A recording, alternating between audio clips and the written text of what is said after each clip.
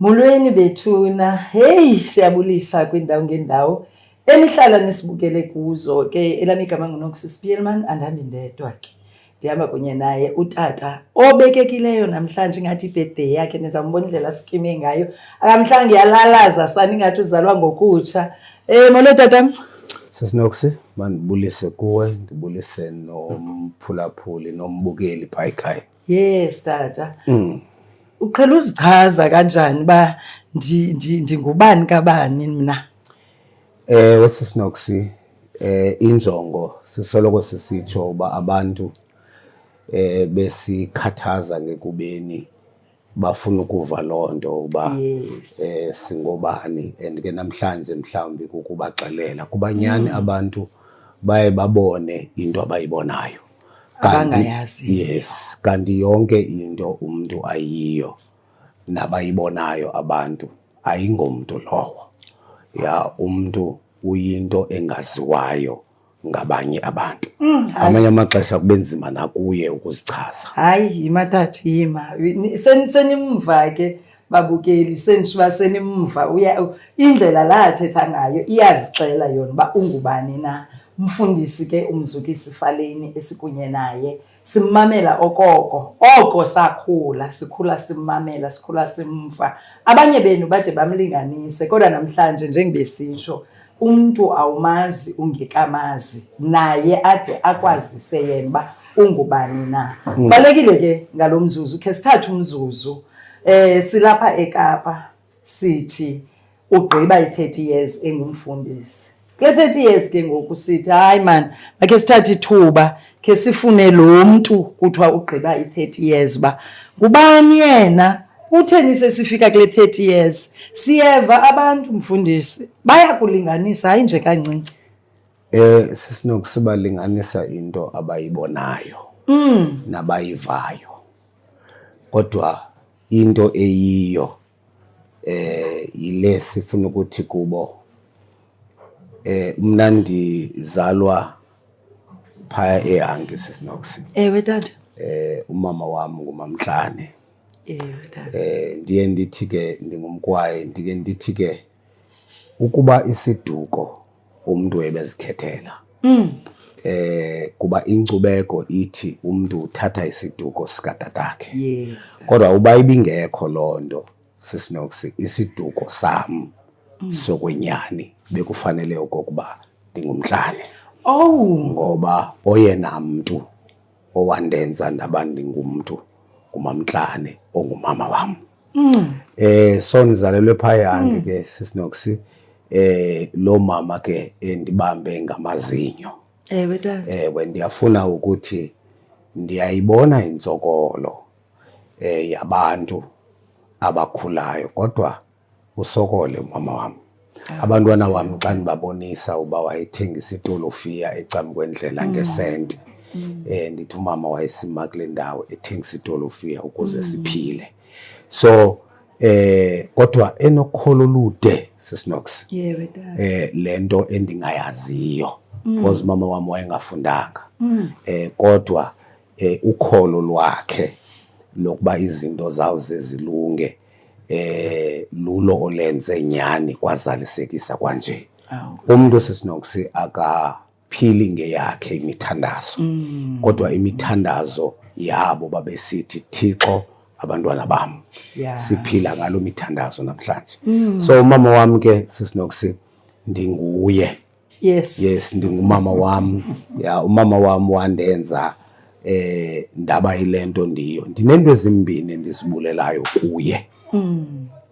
Ezizifundo ezingunaphakade. Indlela wayesokola ngayo Sisinokusi wayefanele okokuba undigcinisile ebantwini. Because babekhona abantu ababenokunondigcina ababengcono kunaye ngemali, ngendlela ophila. Kodwa umama wam wasokola kunye nam. Ndiyacinga okokuba uba wayendigcinise ebantwini wakwakufanele uba namhlanje ndibe ndiyababhatala abo bantu unaphakade. Just to give you one incident or event Sisinokusi, ukulungiselela uba nombukeli azi basithetha ntoni na. ndithi Sisinoksi andikawuboni umgidi and I don't think uyazuphinda ube khona umgidi ofana nomgidi wam. Umgidi wam ubuye esuthwini tata. Yes Sisinoksi. Umgidi wam uyabonisa uba ndifuna ukuthi emntwini umama wam wayesokola athi ayinjalo lonto. Mandikunika umgidi wam uzawuyazi uba umama wam wayeyintoni. Ewe tata. Umgidi wam Sisinoksi waqala ngo-12:30. Emini. Ngomgqibelo 12:30. Tata. Nge-5 to 1 waphela. 5 to 1 waphela umgidi wam. Hayi tata ndihleki. 5 to 1 waphela. Tata ngumgidi. Umgidi lowo. Akushiyeke utata oyi-1. Phofu otata abadala yayingulona wayelikhankatha lam nalo wayendithambisa. Owayeshiyeke kuba naye ndandimfundela iBhayibhile ecaweni. So wayetsalwa yiloo nto. Because Sisinoksi kwakukho ibhekile yomqombothi, igokoko lomqombothi elingazelanga. Umama phaya kuthi ke kucholwa itapile. Kukho ezo tapile ezixube nerice. Waphiwa i-chicken pieces ezaziyi-5 ngomnye umama owayezalana nayo. Yayingumgidi wam lowo. Kwaba kuphelile. Abantu ke Sisinoksi sasinda kuba abantu kwakho imigidi ebhetere elokishini. So bakhawuleza baya kuyo. Ukuze ubone laa nto kuthiwa kukho ibhotile yoyala neza bhotile zotshisa amabhoma zange zibekho. Ya. Abantu babecebisa umama besithi kuye ikhona laa nto kuthiwa umkhwetha makavaswe ngoba umgidi uyabuphinda ube khona. Esithi umama noba ngumgidi lo. Noba ndithe mawungabikho awuzubakho nangoko because kuphelele apha. Wenziwa ke Sisinoksi ingxaki yaba impahla yonxiba. Njengoba kunxitywa ngecawa nje ndanxiba ngolosithathu because umama kwakufanele okokuba afumane imali owayeyiboleke kumalume. Umalume weza nayo ngolosithathu lo mali. Yayokhululwa impahla eCostini. Ihempe eyi-1, ijezi not ibhatyi. Ihempe eyi-1, ijezi nebhrukhwe nesihlangu not ibhatyi. No vest, no ntoni. Nothing. Lo hempe. Isihlangu tata. Zazikhona izihlangu. Ngekho zikawusi. Iskipa kuba kwakusithiwa nawe inxiba into yobukhwenkwe. Iskipa endandisinxibe phantsi kwehembe yayisiskipa sikamamam. Sinxibe phantsi kwehembe. Impahla lena ihembe sinembola mos. Ekhawuleza ibe nembola. Ndiyihlambe, ndiyikhame ngekawusi, ndiyilinde ukuze yome, ndiyiayine ukuze yome. Ngumama wam ke lowo. So unowuyazi ke kwaba uphelile ke lo mgidi ngolo hlobo. So ndizama ukuthi ke Sisinoksi ezo zinto zazibonakalisa. Uyazi sometimes you invest emntaneni. Nabanye abantu will invest emntaneni ba hey lo mntana siyazi uzaba yintoni na. Nobody invested kum Sisinoksi because kwakubonakala uba andizoba yinto. And wonke umuntu onokuinvesta kum andibhatalela imali esikolo nemali yantoni wayewaster because kwakungabonakali into endinokuba yiyo phambili. But the only person owayenethemba nalo ndingalazi balela ntoni lalikamamam. Ndaya esikolweni ngolo hlobo.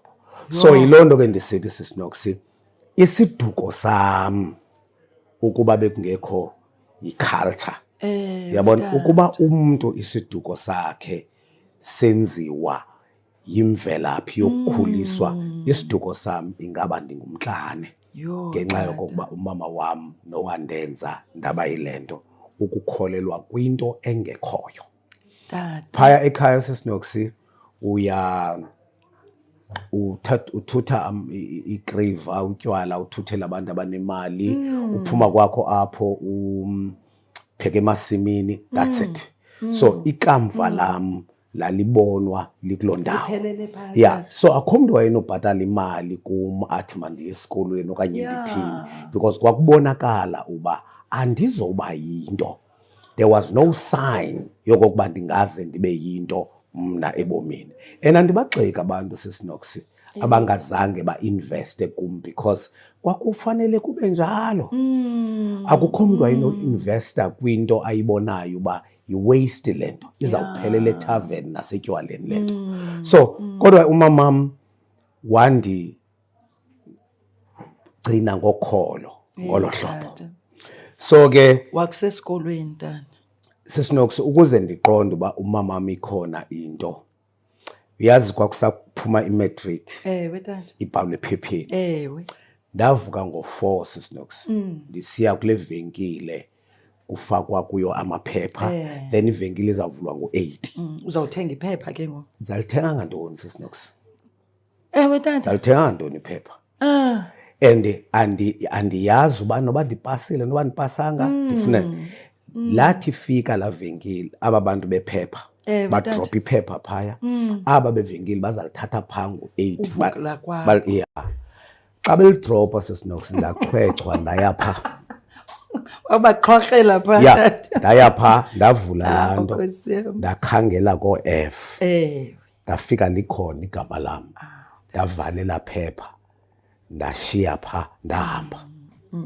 Because injongo yayingekho kuba iphepha, ndafumana nje igama lam likhona ndahamba. Ndifike endlini umama ehlamba iwashini ngaphandle phaa ngo-7. Ndithi kuye ndifeyilishile. Sisinox waphakama ibhadi lilapha phezu kwakhe laphantsi kuwa. Ndathi kuye hayi ndiyadlala ndipasile, kodwa iinyembezi zasele zisiwa. Kodwa ndingayazi uba ucinga upasa kwam kuzawuba yintoni, because akho nto ndizawuyenza ngaloo matric ndiyipasileyo. Khona ndipasile ndizawuba yintoni? Yeah, because naloo matric andiyazi into ayikhalelayo, ngoba i-matric means nothing ndizawubheka emasimini ngayo. Kodwa Sisinox yonke loo nto nezo njongo uThixo zangavume.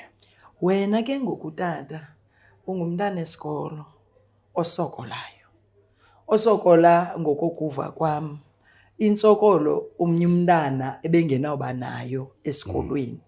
Wathubeleza njani tata ngapha kwale ntsokolo yakho ke ngoku esikolweni? Esikolweni kuyagezwa tata? Sisinox, kukho omnye untombazana oyi-manager kwibank eBhayi. Ndikhumbula eyothatha incwadi kaSomgxada phaya ekhaya. Ufika le ncwadi ndimnike ke, umama upheke umfino. Upheke umfino lo wasehlathini, le nto kuthiwa ngotyuthu, irhawu, imbikicane. Uyenze loo nto wayigalela nemini rice. Now ndithi kuye ke ufikile ke ndimnike ke le nto, athi kum angayityi ke ahambe. Esikolweni athi yho, kulo mzuku esikutyiwe ikhula, bathatha bayalamba bathatha ingca batya ikhula. So ndandisaziwa esikolweni ngoba ekhaya kuyalanjwa. Uyazi abantwana Sisinox abafihli into, bakugezela ngento enjalo, uyabona? So lolo hlobo ndandisaziwa ke uba ekhaya sitya ukhula. Kodwa ke Sisinox inceba kaThixo. Yabona inceba kaThixo kuba ndasuka apho upasa kwam imatric, umfundisi wam, because ndandizazi uba mna ndisafunda ustandard 7 uba ndiyafuna uba ngumfundisi. Uyithatha phi loo nto ke ngoku wena tata? Uhamba icawa, uhamba iSunday school? Ndandithanda ibhola Sisinox, icawa ndandingayithandi. Okay. But ndandithanda omnye utata lo ndithi kwashiyeka yena emgidini wami. Wetata. Ngutata omdala wakwaLutshete, wayezalwe ngo-1918 ey'ntanga kaMandela. Ndandimthanda. Naye ke esithi mandiyobetha intsimbi ecaweni, ndiyobetha intsimbi ecaweni. Xa ndingayanga ndiye ebholeni ndibane naye athi cawa khange ingene because khange ubetha intsimbi. Hey Thixo inoba uthi asingenanga namhlanje. So ndaguquka kuloo tata. Ndimfundela iBhayibhile, ndifundise eSunday school. Ndim omfundelayo iBhayibhile. Umfundela iBhayibhile ba yena ashumayele ke. Abe sendifundisa neSunday school. Akakwazi ufunda yena. Uyabona? Kodwa sisinokusi umfundisi wami ndabona yena owayendilisekile engumuntu. You know, wandi-influencer, wayiphuhlisa into endandingayazi uba yintoni le ikumi entliziyweni. Ndayazi kuba nantsi le nto ngokuyibona kuye uba nantsi le nto ndiyifunayo, nantsi le nto. Ndahamba ke nabheka ekholejini sisinokusi ngeenceba zakhe wandisekholejini. Ndithe xa ndipasa ekholejini ndigradyuweyitha, wonke umntu ngokwathi theni ngathi masiyinotise. Ilanga liyaphuma, ingathi likhona ilanga. Ngathi le nto masiyinotise le. Icawe yandithumela eKapa. Yayingo-1995, ndazoqala ngo-1996. Usuka kwami apho ke sisinokusi ndandinomfundisi endandinaye engqondweni yam. Ndingafuni ukuba ordinary. I wanted to be an extraordinary mfundisi. So yonke le nto ndiyiyo namhlanje sisinokusi ndandinayo. There's no surprises. Into yeyongezelekileyo kwinto ekhoyo, kodwa ibikhona le nto. uThixo wazalisekisa into endandifuna ukuba yiyo. Ndaya sisinokusi ndithunyelwe eKapa, uqhawula ibali ndaye ufunda e-UWC. Ndafunda e-UWC ndenze honors, ndafunda e-UWC ndenze masters kwa-theology. Ndafumana ithamsanqa. Ndahamba sisinokusi ndawutsho eSweden. Emva koba ndanditshatile nge-2nd kaMarch 1996. Kodwa ubomi sisinokusi bunzima. Ndatshata nonkosikazi, yasithatha 17 years uba sibe nabantwana. Aba bantu nitheni nanilele tata ningabenzi? Sisinokusi. Wakulala tata. Sasixelelwa yonke into emasiyenze. Ewe tata. Yabona apha eCape Town sisinokusi. Ayikho ugqirha. Igayini ugqirha apha eKapa engamazi mina. Hey tata. Bazi bonke nokuxelela. Ndiyakuxelela ubani nobani. Ndibazi bonke. Ndibazi ngemali eyashiyeka kubo. Dolo lo mntana kakho. Abavile abantwana for 17 years. Yo. Sesibancamile abantwana. Tata. Bavela abantwana. Aba babini bakhoyo obenathi noye. So emva koko ke ndafumana ithamsanqa sisinokusi ndawutsho eSweden. Ndafunda khona. Nam ndaqaphela uba kutheni ngathi uThixo undikhupha kwindawo endivela kuyo. Ndaba ke ngoku ndine-qualifications ezintathu. I-diploma leya, i-honors eziya, ne-masters e-UWC. Zeziphi masters wazileqa ngonyaka oyi-1? Ndabuya ka indlala naleyo. Because ndaphiwa imali eAmerica. Ndaphiwa 100,000 eAmerica. Abayiphambi nabayifaka euniversity. Bathi mbufunda pha. Lo 100,000 yayiza kwanela incwadi sisinokusi ibe seyisanela ukufunda kwam nayo yonke into. Kuyo kwakuzawushiyeka ingathi kwakuzawushiyeka imali ngange-20,000. Ndabuza kubo uba ndiyigqibele degree, it's a 4-year degree. Uba ndiyigqibe before time kuzawuthwani. Kwathiwa hayi ungazayithatha imali. Sisinokusi ndayeka yonke into. Ndaqala eStellenbosch, second master's degree. Ndaqala eStellenbosch ndenza ezo masters. ndaqala ngoJanuary ka-2009 Sisinox ndathatha 11 months i-4-year degree ndayigqiba ndiphushwa ila mali tata. abelungu bathatha only 11,000 pha kula 100,000 ndafumana 89,000 ndandiqala uba ne-89,000 ibhanka yakho inoba yothuka eyo Sisinox ndandiqala uba ne-89,000 sayidla nalamfazi sithenga imoto sathi qala uba naloo mali ndagraduate ndafumana i-degree yam yayiba i-degree yam yesine leyo ndabuyela e-UWC yabona uba ndandise-Stellenbosch University ndabuyela e-UWC ndenza i-PhD thathe 3.5 ndayifumana Sisinox yaba i-degree yam yesihlanu leyo wangudoctor ke ndaba ngumntu okuthiwa ndingudoctor ndasuka ndaye eFort Hare tata. because ndandisoloko ndinomdla ndiyithanda iFort Hare University of our ancestors. It's good for you to have a degree yase-Fort Hare in the Eastern Cape. Yabona apho bekufunda uMugabe, you know abantu abakhulu. I went to Fort Hare ndayokwenza i-degree yami yesithandathu, i-philosophy, i-honors in philosophy. Ndagraduate ngo-23 years. So okwangoku ke ngoku ndabuyela e-UWC kwakhona. Yo tata. Ndise-UWC ngoku ndenza i-masters ze-philosophy. Yinto endisemfundweni tata. Sisinox, imfundo Sisinox xa ikwenza wazi ube uyazi uba ikuqhathile. Imfundo funeke ikwenze wazi uba awazi. Ufuna ukwazi. Yes. So the more ufunda the more ubona uba akho nto ndiyazi. Ewe.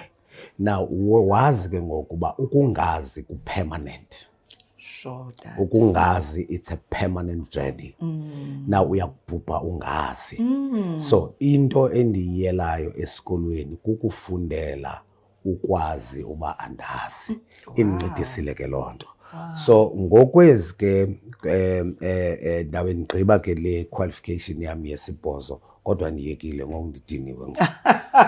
Ndidiniwe. Until uphinde uthathise. Ewe, okwangoku ndidiniwe. Yes. Okwangoku. So that's a bubomana ke obo Sisinox. It's just ukushwankathela okokuba sivelaphi ukuzokufika ukusuka ngoko ka-1995 ukuza ngoku kule 30 years. Kule 30 years niyi-celebrate apha namhlanje enyanga.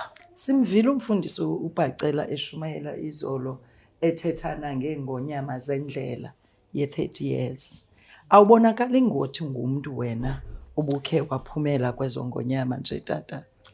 Sisinox, tata, ubufundisi, wonke umfundisi ohambe indlela yobufundisi into yokuqala ayithethayo uthi andibafuni abantwana bam kule nto. Ndingomnye wabo bantu abathi andibafuni abantwana bam apha. Nomuntu endizalana naye ndimthandayo othetha ngale nto, into yami nokuthi kuye yeka le nto mani bokwenze enye into phinde ubuye xa umdala mhlawumbi kule nto, because le nto Sisinox ayonto le. Ayonto le nto. Uthini nango? Le nto Sisinox ikwenzela intshaba le nto. Dad. Abantu bengakwazi. Akucaphukele umuntu engakwazi. Dad. And le nto imbi kakhulu. Ijeni ehanjwe nguYesu kule nto. Dad. YeGolgotha yokubethwa nokuphatheka kakubi. Ijeni ehanjwa ngumfundisi ngamnye. And ayikho mnandi. Ayikho mnandi le nto. Uyazi Sisinox, buya Paula kule minyaka abefundisi bayadivorca, abefundisi bayasela. And when you don't know that, when you are not kwinto yabefundisi, it's easy okokuba ubaphathe kakubi. Sisinox, akho mali apha. Tata. Akho mali yokondla usapho lwakho apha. Tata. Yabona, akho mali yokusabantwana kwizikole eziphucukileyo. Akho mali yaku-entertaina mfazi apha. Imali ekhoyo kule nto Sisinox, imali yesonka neti qha. Tata. Yabona, so lento lena awukwazi ukuba yindoda efana namanye amadoda okulento. Hence Sisinoksi uThixo wasinceda safunda. Yeah. Because umfundisi wami wayesithi Sisinoksi imali ye-stipend, that is why kuthiwa imali ye-stipend. Yeah. Ayicazwa bayimalini, kuthiwa ise-stipend. Awunawuya nase-labor law uyoyikhalazela because si-stipend. Ubungakanani bayo abukho, unikwa loo nto ikhoyo. Noba yi-R5 noba yintoni uyawuyamkela. Kodwa ukhumbule endlini awungumfundisi.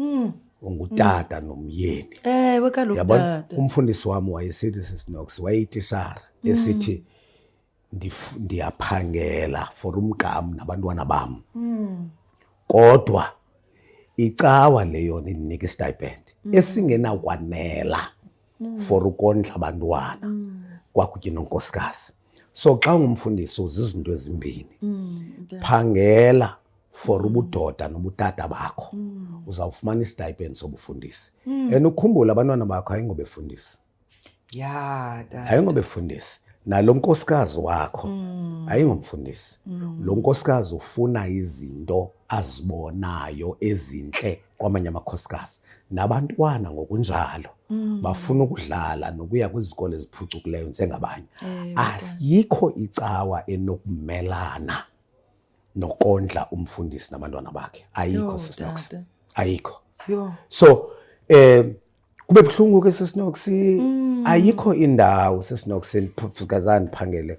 Ayikho indawo Sisinoksi ekumonelwana kuyo ukudlula icawa ngabefundisi. Ungaya naweyiphini icawa Sisinoksi uzawuphawula uba abefundisi basewisile. Ii-friends zabo ezininzi zise-church. Abefundisi baseRhabe ii-friends zabo zisewisile. Abefundisi baseDonki ii-friends zabo. Kukho loo nto. Because abefundisi bebodwa ngotsalelana phantsi. Ngakumbi xa kukho omnye ongathi unesibanana. So ezo zinto ke nam ndizifumene. You know, icaweni yethu ndizifumene ezo zinto. Ubona uba zizinto ezifunyanwa ke nangowe kuphinde umfundisi ube nomuntu olutshaba ongamazi uba ucinga uncame wawumenze ntoni. Uyabona? Kanti ngamanye amaxesha Sisinoksi awudingi ukwenza nto ebantwini abanomona. Awudingi ukwenza nto. Kodwa ukuba uThixo ukusikelele loo nto isisizathu esaneleyo kubo sokokuba bakucekise. Yilanguage yasecaweni ke leyo. Language yasecaweni. Abefundisi abasikelelweyo nguThixo ngendlela abasikelele ngayo banentsaba ecaweni. Ayikho indawo. Uyabona icawa Sisinoksi ndithi xa ndithethayo it's a community of sinners. You know, libandla laboni icawa. So you don't go ecaweni thinking that you'll be treated by people as a saint because nabo bazi saints. Forget about that. That's the community of sinners. Kodwa into ebenza babe ngumohluko, it's because ngaboni abazaziyo. That's the only thing. Yes, ngaboni abazaziyo. So life yalapha enyanga kule 30 years. Ibubomi ubomi obubi. The only thing nje Sisinoksi ndithi kobo bomi bubi balo 30 years I wish nje unkosikazi ngekhona.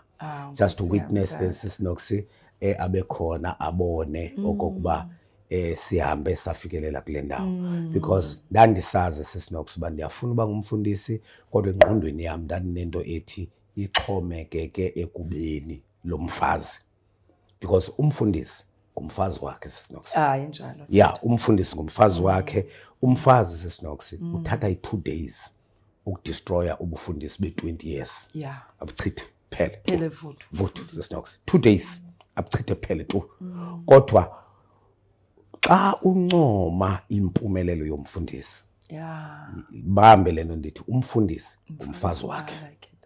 Umfundisi ngumfazi wakhe. So babini abantu Sisinoksi endingabakhankanya ebufundisini bam abemnye ebuntwini bam. Njengoba senditshilo ebuntwini bam ndikhankanya uMamhlane. Ebufundisini bam ndikhankanya lamfazi nelibandla lasenyanga. wetata. ngabantu abo abandenzileyo. Tata. Yonke elihlabathi lithi ufaleni Sewungumfundisi nakuthi njengoku. aliyazi sisinox. Lento yenziwa ngulamfazi nelibandla lasenyanga. Aba bantu bandenza. Uyazi sorry abantu sisinox bakuthande bakwenze de ungabi nanhloni ukuthi aba bantu bandenzela izinto ukudlula abantu endizalwa kunye nabo. Tata. Uyazi sisinox. Tata. Aba bantu abasisinox. Tata. Abantu endizalwa kunye nabo. Anaba comparison aba bantu. Aba. Xa kuthiwa ufaleni ngaba bantu basenyanga nalamfasi. Aba ubabona apha namhlanje behamba ngentonga. Ndiyiva ithethwa into yoba umfazi uzale lomnye umfazi. Andiyazi loo nto. Ndayibona kwaba bantu. Uyazi sinox ecaweni kuthiwa hayi umfundisi angatyi ngapha uzawudliswa kuthiwani na. Aba bantu sisinox bandithumela ukutya okuphekwe ezindlini zabo ngabantwana babo kuziswa isophoro apha. Ndinje ngabo. Ndifike apha sisinox ndinepere eyi-1 yesihlangu. Nebhatyi. Nebhrukhwe. Impahla yam yonke yayikwinto yabona ezanto kuthiwa ngunomgcana ezabhekhi. Yayingazelanga nayo. Tata. Yawuthathwa ngomnye utata bekuthiwa nguMayongo ngethez. Wayithatha loo mpahla yedwa wayifaka ebhutini wazondifaka apha kule meshini. Tata. Namhlanje ndiyile nto ndiyiyo andizazi ngaphi isihlangu. Andizazi isihlangu zingaphi ngaba bantu. Tata. You know? So uThixo sisinox bendenzela izinto abangazenzeli abantwana babo. You know, abantwana babo apha bakwi-competition enzima kubazali babo ngam. Bade bathi uba kukho into ene-conflict ethile bafowune, mfundisi umama uthi ngicela uba uthethe naye kaloku uva wena. Funa ndifowune mna. Kutheni kwathini? Hayi ke kulungile mfundisi izakwenzeka loo nto. So ngabantu ke sisinox aba namhlanje endithi kubo ndiyabulela. Tata. No, ndiyabulela. Xa siyivala tata kule ndlela yakho yokuhamba kwakho ekuhlanganeni kwam nawe nomem ndafumana apha incasa yento kokubana I think namhlanje yacaca loo ncasa uba isuka phi. Incasa tata yokuba nendawo ethambileyo kakhulu apha ngaphakathi kuwo. Abantu babona umfundisi uFaleni nje oshumayelayo, umfundisi ongumfundisi ongathi womelele. Ngaphakathi uthambe kakhulu tata, ngakumbi kwabantu abangamanina. Kwaye ngaphakathi kuwe umntu olinina umthatha estratweni etshayela noba uyintoni na, etshayela istrato, umthathe umbeke kwindawo ephezulu ebomini bakhe ngamazwi akho, ngendlela omphatha ngayo, ngendlela othetha ngayo kunye naye. Azive lo mntu uba hayi man ndingumntu noko, umntu obhinqileyo.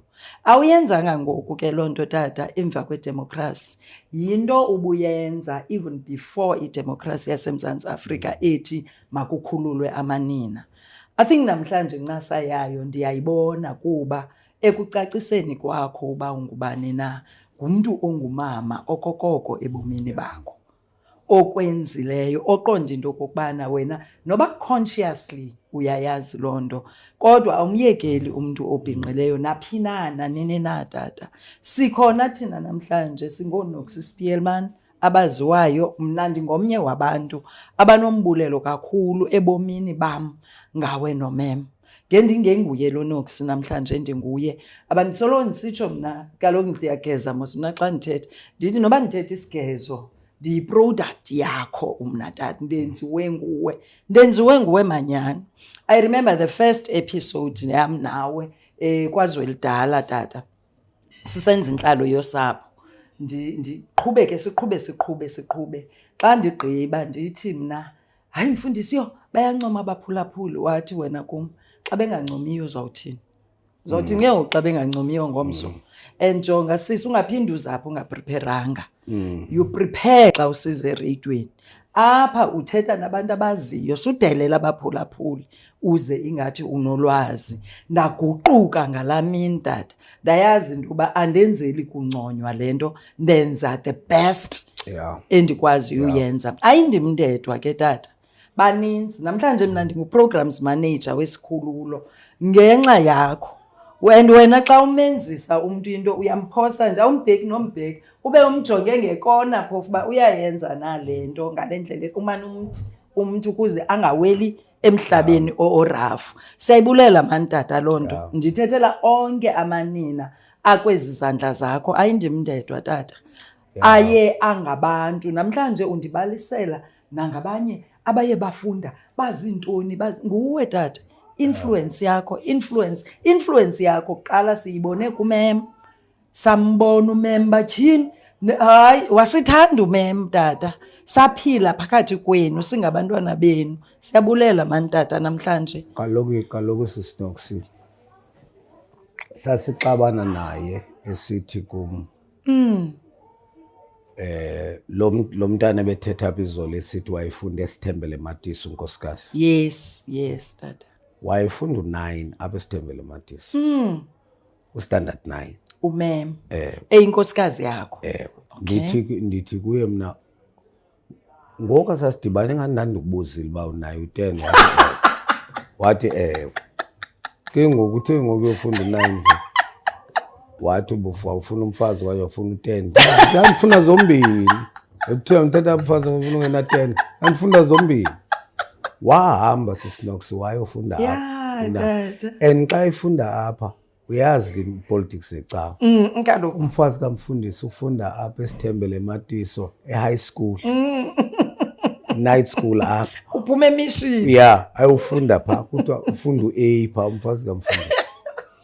Kodwa sisinoksi unkosikazi wami ubhubhe esenza i-masters zakwa-philosophy eStellenbosch. Ubhubhe esenza i-masters zakwa-philosophy zakwa-psychology. I-masters zakwa-psychology eStellenbosch. Tata. Abantwana lo befunda i-biography zona. Checka i-thesis yakhe une-masters zakwa-geography. Tata. Ubhale phaa ezantsi uba umfundisi wathi the best husband onokuba nayo xa ulinina degree tata, engasoze abuse, engasoze divorce. Ukuba umama wam tata wayengakwazi ukufunda, engakwazi ukubhala, engakwazi nokusifowunela eKapa enefowuni, engawabona amanani, wakwazi ukwenza akhuphe mna, then ngubani ongenawuyenza loo nto? Uyabona? Kuba le nto yokuzidelela sisinoksi. Uyabona? Mna ndithi sisinoksi, uyabona xa umhle ngolu hlobo? Ewe tata. Abukho permanent obubuhle. So yinto esoloko ndiyithetha leyo uba hey, mahla amakhosikazi. Kodwa iba nento eza kwenza bambalwa sisinoksi abafazi abakrelekrele nabafundileyo aba-abuzwayo ngamadoda. Bambalwa. Liberate yourself now. Your education is your liberation. Indoda ithetha ime xa isazi uba ungazimela. Kodwa xa iyazi uba uzawubheka akho ndawo uphelele apha. No. Mabafunda abantwana sisinoksi. Nayo ke enye into endiyaziyo. uThixo umama wandifundisa imfundo, wabe sele ndifundisa noThixo. Yabona? So abafazi mabaziliberate ngokwabo. Akukho ndoda ethembakeleyo eyawuzikhulula ubufazi. We enjoy singamadoda ndiyokucinezela abafazi. We will never liberate them.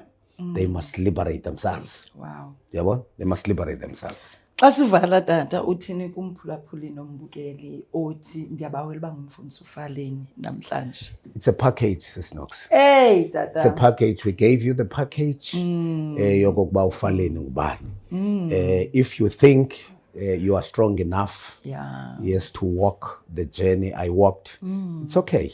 But into oma uyazi, indaka yakhanga uboya benye. Yeah. Ya kodwa ayixhithi kuyo bonke uboya. Thatha kule, thatha kule, thatha kule. Nama ndingoFaleni ngaphandle kwabanye abantu. I always say umfundisi uNqiwa is central kwinto ye radio. Umfundisi uMakhalima, uZolani Makhalima ebufundisini, umfundisi uMhlonyane, umfundisi uKhumalo, so many people abenze okokuba ndaba yilento ndiyo. So umuntu makangayeki Sis Knox. Indawo uvela kuyo ayinanda kwenza nendawo oya kuyo. Yeke lento yokuthi ndivela. Awuyi apho uvela khona, uya phambili. Hayi, awuyi apho uvela khona uya phambili. Mbukeli kutsho umfundisi uDr Mzukisi Faleni ongumbhali wencwadi ophume izandla. Kwangayibali lakhe linganento eliyenzayo empilweni yakho. Side sibonane kwixesha elizayo. Inkosi. Siyabulela.